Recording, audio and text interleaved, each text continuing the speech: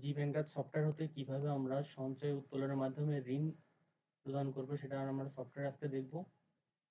First টাইমে আমি যে কোনো একটা ব্রাঞ্চে ঢুকবো, সেটা হচ্ছে এখানে আমার বাড়িনগর ব্রাঞ্চটা ওপেন আছে। বাড়িনগর ব্রাঞ্চটা ওপেন করার পরে আমি এখানে ট্রানজ্যাকশন থেকে কালেকশনে যাব এবং কালেকশনের নিচের দিকে আমরা দেখতে পাবো লোন অ্যান্ড সেভিংস অ্যাডজাস্টমেন্ট বলে একটা আমাদের মেনু দেওয়া আছে। এখান থেকে আমরা যেটা আমরা প্রত্যেক মাস শেষে করে থাকি সেটা আজকে আপনাদের যেভাবে দেখাবো এইভাবে আপনারা ব্রাঞ্চ থেকে সব ব্রাঞ্চ থেকে আপনারা নিজেরাই করতে পারবেন। এটা আমাদের কাছে আর নতুন করে পাঠানো লাগবে না।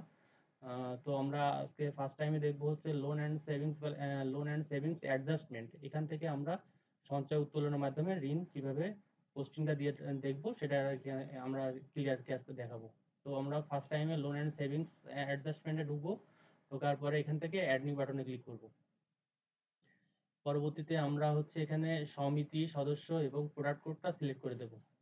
তো ফার্স্ট টাইমে আমার কাছে একটা যেটা আছে সেটা আমি দেখাই, সেটা হচ্ছে সমিতি কোড এখানে চাপা এবং মেম্বার কোড হচ্ছে 9629 আমি একটা দিয়ে রাখলাম। আপনারা এইভাবে সিরিয়ালি আপনারা এখান থেকে অ্যাডজাস্টমেন্ট করতে পারবেন।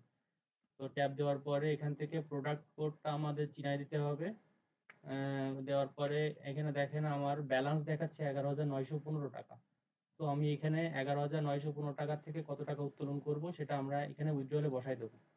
তো আমি এখানে মনে করলাম 11,000 টাকাই সে বসাবো, 11,000 টাকায় আমি উত্তোলন করবো। 11,000 টাকা করলে আমার ব্যালেন্স দাঁড়াচ্ছে 915 টাকা। জাস্ট এখানে অ্যাডজাস্টমেন্ট যে বাটনটা আছে এখানে আমরা অ্যাডজাস্টমেন্ট বাটনে ক্লিক করে দেবো। দেওয়ার পরে দেখেন নিচের দিকে আপনার লোনের তথ্য চলে আসছে। লোনের তথ্য, প্রোডাক্ট কোড দেওয়া আছে, প্রোডাক্ট নেম দেওয়া আছে, principal loan, loan balance, interest balance, loan instalment, interest instalment দেওয়া আছে। এরপরে এখানে চেক বাটনে ক্লিক করতে হবে। চেক বাটনে ক্লিক করলে এখান থেকে চেক বাটনে ক্লিক করার পরে সেভ অলে ক্লিক করলে আপনাদের অটোমেটিকলি অ্যাডজাস্টমেন্টটা হয়ে যাবে। ঋণে নতুন করে পোস্টিং দেওয়ার দরকার নেই। জাস্ট এখানে যতগুলো আপনাদের ঋণের তথ্য আসবে, যতগুলো ঋণের আপনাদের ইয়ে আসবে, মনে করেন আপনার এখানে অগ্রসর বাদে সুফলন থাকতে পারে।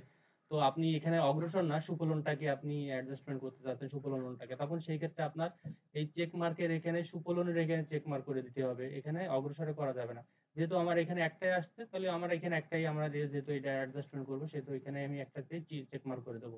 দেওয়ার পরে এখান থেকে দেখেন নিচের দিকে সেভ অল একটা বাটন আসছে। সেভ অল বাটনে ক্লিক করলে আপনার এটা অ্যাডজাস্টমেন্ট হয়ে যাবে এবং অটোমেটিকলি আপনার এখানে অ্যাকাউন্টস হয়ে যাবে। সেটা আমি দেখাচ্ছি। এখানে আমি যদি সেভ অলে ক্লিক করি, এখানে দেখেন ডাটা সাবমিটেড সাকসেসফুল দেখা যাচ্ছে।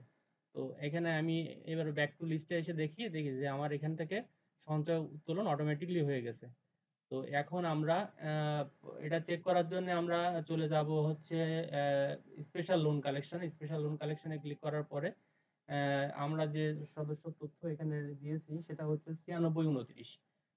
9629-এ আমরা আসলে দেখবো যে আসলে ঋণটা হয়েছে কিনা। দেখেন আমার 9629-এ 11,000 টাকা টোটাল পেইড দেখাচ্ছে এবং সিম প্রিন্সিপালে 8,000 টাকা এবং সার্ভিস চার্জে 3,000 টাকা। ওর রেশিও অনুযায়ী কিন্তু যেটা ওই মাসে তার ইয়ে করার দরকার ছিল সার্ভিস চার্জে নিয়েছে এবং প্রিন্সিপালে 8,000 টাকা চলে গেছে। আর এরপরে হচ্ছে আপনার হচ্ছে সেভিং, স্পেশাল সেভিং কালেকশনে আপনারা দেখতে পারেন যে ঋণটা আসলে উত্তোলন হয়েছে কিনা, সেভিংসটা উত্তোলন হয়েছে কিনা। দেখেন নিচের দিকে চলে আসছে 11,000 টাকা। আপনার স্পেশাল সেভিং কালেকশনেও আপনি দেখতে পাচ্ছেন যে আমার উত্তোলন হয়ে গেছে। এবার আমরা অটোমেটিকলি যেহেতু আমাদের দুইটাই দেখা গেছে যে হয়ে গেছে, এবার আমরা অ্যাকাউন্টসে দেখি কি অবস্থা। অ্যাকাউন্টস থেকে আমরা ভাউচার এন্ট্রিতে ক্লিক করে দেখব যে ভাউচার এন্ট্রিতে আমাদের অ্যাডজাস্টমেন্টটা হয়েছে কিনা। এখানে আমরা 11,731 টাকা দেখতে পাচ্ছি। এখানে এই যে 11,000 টাকা, 11,000 টাকা এবং হচ্ছে আপনার 8,000 টাকা প্রিন্সিপাল এবং 3,000 টাকা সার্ভিস চার্জ। তার মানে এটা হচ্ছে আমার অটোমেটিকলি কিন্তু দেখেন অ্যাডজাস্টমেন্ট হয়ে গেছে। নতুন করে আমার আর কিন্তু লোনের আমাদের কাছ থেকে করে নেওয়ার জন্য আমাদের কাছে তথ্য পাঠানো লাগবে না। এটা আপনারা এখন প্রতি মাসে নিজেরাই করতে পারবেন। আর নিচে যেটা দেখতেছেন এটা মনে হয় আপনার ব্রাঞ্চের হয়তো এর আগে আপনার পোস্টিং দেওয়া ছিল এই জন্য আসছে ইয়েটা। তো আমাদের যেটা যে উদ্দেশ্য ছিল যে সঞ্চয় উত্তোলনের মাধ্যমে আমাদের যে ঋণ আদায়টা আমরা অ্যাডজাস্টমেন্টটা ইয়ে করব সেটা আসলে কার্যকরী হয় কিনা। এটা আসলে জি ব্যাংকারে আমাদের এই মাসে আপডেট একটা লিঙ্ক দিয়েছে এবং এর থেকে আমরা পরবর্তীতে মানে এই মাস থেকে হয়তো শুরু হবে। এই মাস থেকে আমাদের একটা চিঠি যাবে। আপনারা এই মাস থেকে এটা করতে পারবেন।